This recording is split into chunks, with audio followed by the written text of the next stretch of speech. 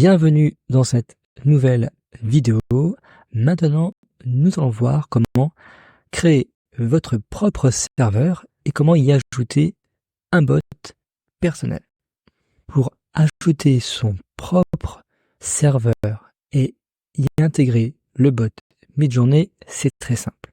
Vous allez ajouter un serveur en cliquant sur le plus. Vous allez choisir créer le mien et choisir pour mes amis et moi. Vous allez donner un nom à ce serveur. Par exemple, mon Midjourney. Le serveur est maintenant créé. On le retrouve juste ici. Mais pour le moment, il est totalement vierge. Donc, par exemple, si je veux faire une commande liée à Midjourney, ça ne va pas apparaître sur ce serveur. Donc, pour que cela fonctionne, nous devons intégrer un bot Midjourney à notre propre serveur. Pour faire ça, c'est très simple. Nous allons retourner sur le serveur de Midjourney.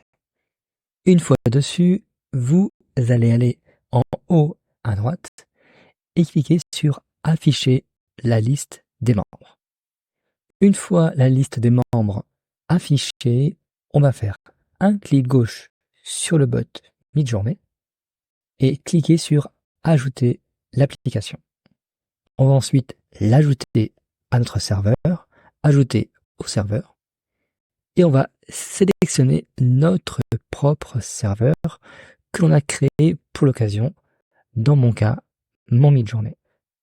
On clique sur continuer, autoriser et on refait le test anti-robot. Une fois le test réalisé, on clique sur aller à mon Midjourney, qui est mon serveur. Le serveur est bien à gauche et maintenant on a bien les fonctions Midjourney inclus à notre serveur. Donc si je fais imagine, je peux faire un prompt sur mon propre serveur via le bot Midjourney. Ce qui est pratique avec un serveur privé, c'est qu'on peut organiser notre travail de façon plus simple et plus claire. Alors pour organiser notre travail, nous allons créer de nouveaux salons. C'est beaucoup utilisé quand on travaille sur un projet, comme dans notre cas, nous allons créer différents types de contenus. Des icônes, des images publicitaires, et à chaque fois, si on travaillait sur la même page, sur le même canal, tout serait mélangé. Alors que là, nous allons pouvoir créer un canal pour un objectif bien précis. On va pouvoir retrouver toutes les images générées pour le même objectif sur la même page et ce sera beaucoup plus simple et beaucoup moins fouillis que sur le serveur Midjourney en travaillant directement sur le bot. Alors comment créer un canal? C'est très simple. Il suffit simplement de cliquer sur le plus et de donner un nouveau nom à ce canal, à ce salon. On peut créer soit un salon textuel, soit un salon vocal. Ce qui nous intéresse, nous, c'est de créer un salon textuel. Donc, par exemple, dans mon projet, je vais créer des icônes. Donc, je vais créer un salon dédié à la création des icônes. Le salon créé apparaît juste ici.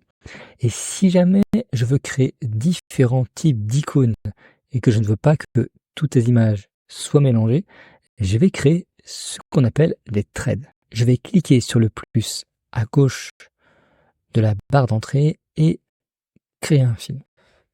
Et je vais simplement mettre le premier message qui est icône verte. Le fil est créé et je vais pouvoir recréer des images sur ce fil. On peut régler la durée de vie d'un fil. On fait un clic droit sur le fil en question. On fait modifier le fil. Et un fil n'est pas permanent. Au bout d'une période choisie, 3 jours, 1 semaine, 24 heures, 1 heure, le fil ne s'efface pas, mais il devient invisible. Il rentre en archive. Et pour le retrouver ce sera très simple. Il suffira simplement de cliquer sur l'icône fil qui est juste en haut à droite et vous aurez l'historique de tous les fils mis en archive. Donc voilà comment organiser facilement son travail en créant un serveur privé, en y intégrant le bot mid-journée et en créant des salons et des fils pour organiser votre travail.